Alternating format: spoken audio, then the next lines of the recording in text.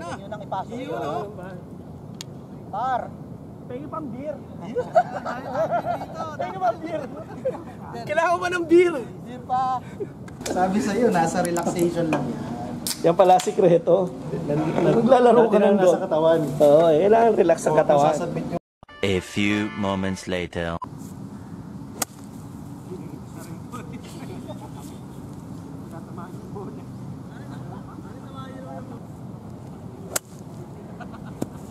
Asa na yung bola? Ayun, gagawin. Parang may tinibol. Hindi ko rin po alam na may tinibol yan. Shit! Okay, isa pa! Talaga. Wow, daw. Oh!